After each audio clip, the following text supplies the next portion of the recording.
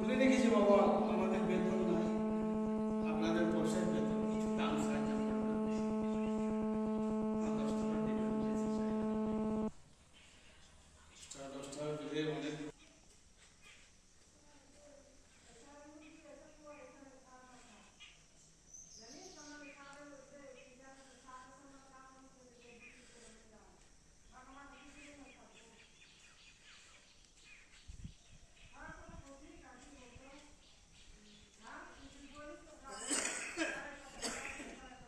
কার এটা পদচিহ্ন?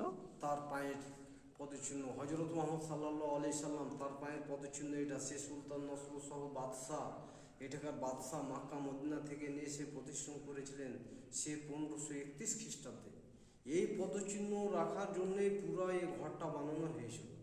এই জন্যে ঘরটার নাম রাখা হয়েছে কদম রসুল মসজিদ। তবে নামটাই মসজিদ, এখানে আজানো হয় না, নামাজও হয় না। নামাজ আমাকে বাইরে পার্সোনাল পড়তে হয়।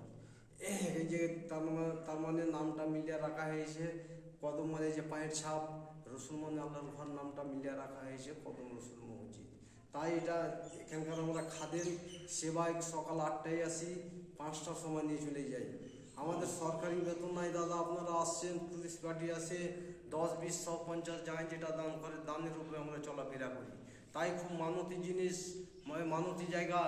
এখানে বিভিন্ন রকম বিভিন্ন কাজের জন্য লোক আসে, সব দেশ থেকে লোক আসে, সব জায়গার লোক আসে এখানে। তার মানে এর কাছে যাই যেটা মন ফিলা চাই সেটাই কিন্তু হয়। বলবেন কি চাই? এখানে কেউ অসুখের জন্য আসে, কেউ লেখাপড়ার জন্য আসে, কেউ ব্যবসার জন্য আসে, কেউ চাকরির জন্য আসে, কেউ বিয়ে শাদির জন্য আসে, কেউ বাচ্চা কাচ্চার জন্য আসে। যাই যেটা মন ফিলা চাই সেটাই কিন্তু হয়। একটু হাত দিয়ে সালাম প্রণাম জানাবেন, শরীর সুস্থ ভালো থাকবে, অসুখ বিসুখ থেকে মুক্ত পাবেন। আমার নাম আতাবুল খান, বাড়ি মোহনীপুর। ধন্যবাদ।